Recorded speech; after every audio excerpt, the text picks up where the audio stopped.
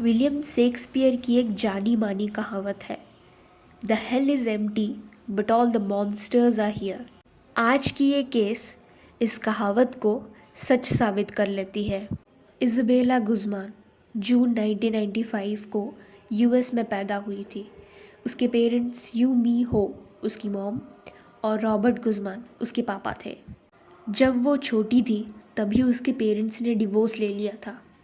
उसके पेरेंट्स तभी अलग अलग रह रहे थे, जिसके कारण इज़ाबेला को अपनी लाइफ में बहुत सारी मुश्किलें झेलनी पड़ी। उसके पेरेंट्स फाइनेंशियली बहुत स्ट्रगल कर रहे थे। वो उसकी हर एक ख्वाहिश को पूरा नहीं कर पा रहे थे, जिसके कारण इज़ाबेला उन पर बहुत गुस्सा होती थी। उसकी एक फैमिली रिलेटिव का यह कहना था कि वो एक शांत स्वभाव वाली इंसान है, पर जब उसको गुस्सा आता है तो वो बहुत एक्सट्रीम एंगर शो करती है और ख़ुद को अपने कमरे में बंद कर लेती है। वो अपनी पापा से बहुत प्यार करती थी और उनकी बात सुना करती थी, पर वो अपनी मम्मी से बहुत नफ़रत करती थी और उसकी इस बिहेवियर को लेके उसके पापा उसे बहुत समझाए। ये बोले कि अपनी मम्मी को वो रेस्पेक्ट करे, उनकी बात माने, पर ये चीज़ मानने को नहीं तैयार थी और धीरे धीरे उनका रिश्ता और बिगड़ने लगा। चीज़ें हाथों से निकलने लगी और उसकी माँ के साथ उसका रिलेशन बहुत ख़राब हो गया। इज़ाबेला की माँ को एक आदमी पसंद आया था और वो उसे डेट करने लगी। इस चीज़ को लेके इज़ाबेला बहुत नाराज़ थी उसकी माँ से। वो उस आदमी को बिल्कुल भी नहीं पसंद करती थी। इज़ाबेला को ये चाहिए था कि उसकी माँ उसको पूरा अटेंशन दे, ना ही किसी और को। कुछ टाइम बाद उसकी माँ और वो आदमी, जिसका नाम था रायन, शादी के लिए डिसीजन लिए, पर इज़ाबेला रायन को अपनी स्टेप डैड के रूप में एक्सेप्ट नहीं करना चाहती थी, जिसके चलते उसकी माँ और उसके अंदर बहुत आर्गुमेंट्स बढ़ने लगे। इतना कि वो माँ उसको और कंट्रोल नहीं कर पाई। वो ये डिसाइड की वो इज़ाबेला अपनी बायोलॉजिकल फादर के पास जाके रहे, और ये सब ही हो रहा था जब इज़ाबेला 7-8 साल की थी। जब इज़ाबेला टीनेजर ईयर्स में हुई तो वो अपनी माँ के घर जाके रहने लगी। सबको ये लगा कि वो बड़ी हो गई है, समझदार हो गई है, अब वो सुधर गई होगी, पर ऐसा नहीं था।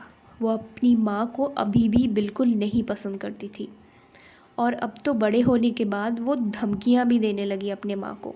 28 अगस्त 2018, इज़ाबेला तब 18 साल की थी। उसी दिन वो अपनी माँ को एक ईमेल भेजती है जिसमें भर भर कर धमकियाँ लिखी थी। उसमें ये लिखा था कि वो जो सब भी कर रही है उसको उसका कीमत चुकाना पड़ेगा। शी विल हैव टू पे फॉर ऑल दिस। उनके बीच जो इतने आर्ग्यूमेंट्स हो रहे थे उसको चलते वो ये लिखी थी। उसकी माँ इस ईमेल को पढ़कर बहुत डर गई। वो तुरंत अपने हस्बैंड को दिखाई, जो कि ये ईमेल पढ़कर डर गए। उसने तुरंत पुलिस को कॉल लगाया और सारी बात बताई। वो ये बताई कि वो कैसी अपनी बेटी से डरी हुई है। पुलिस ने बिना टाइम वेस्ट किए इज़ाबेला के घर पहुंचे और उसको समझाने की कोशिश की।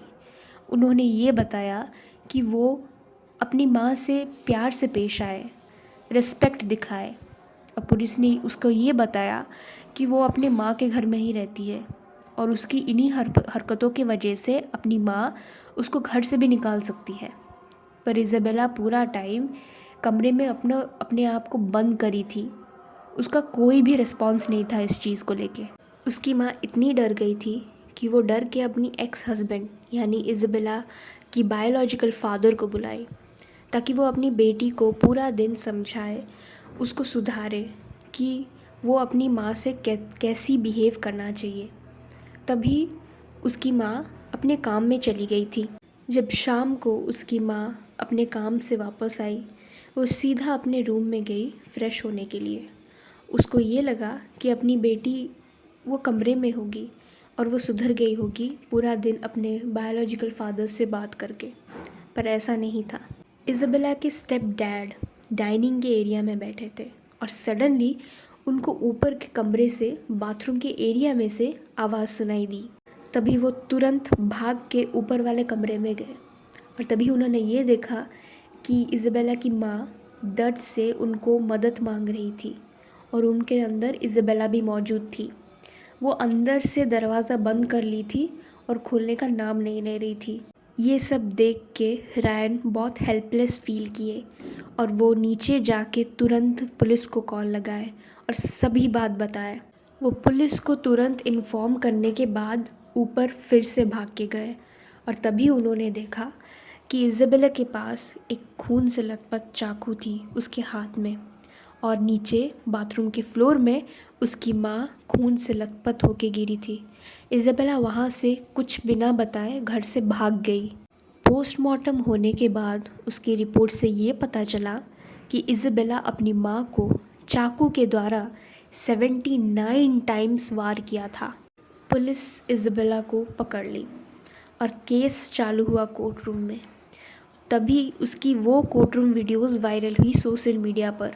लोगों के सामने जब इज़ाबेला का चेहरा आया तो लोगों उसे गलत तरीके से फैंटेसाइज़ करने लगे, उसको क्यूट डेविल गर्लफ्रेंड की तरफ देखने लगे, जो कि बहुत गलत है। पर इज़ाबेला इंटरोगेशन के टाइम बहुत वियरली बिहेव कर रही थी। वो ये बोल रही थी कि वो अपनी माँ को कभी मारना चाहती ही नहीं थी। वो तो एक सिसिलिया नामक एक औरत को दुनिया से बचाने के लिए मारना चाहती थी, तो उसको लगा कि वो औरत सिसिलिया है तो वो उसे मार दी।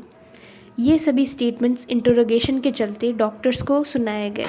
इसके बाद इज़ाबेला पैरानॉइड स्किज़ोफ्रेनिया से डायग्नोज हुई। तो उसकी ये मेंटल कंडीशन देख के कोर्ट उसे गैर कानून नहीं साबित किया, उसे सज़ा नहीं सुनाई गई, पर उसको एक स्टेट मेंटल इंस्टीट्यूशन में एडमिट किया गया। तो ये केस सोशल मीडिया पर बहुत गलत तरीके से वायरल हुआ। वो बोलने लगे कि वो लड़की बहुत क्यूट दिखती है। कुछ गर्ल्स तो उसकी कोर्ट रूम की ऑरेंज वाली अटायर पहन के वीडियोस बनाने लगे वायरल होने के लिए।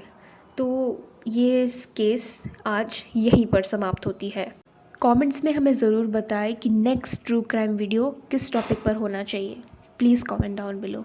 मिलते हैं अगली वीडियो में, तब तक के लिए बाय।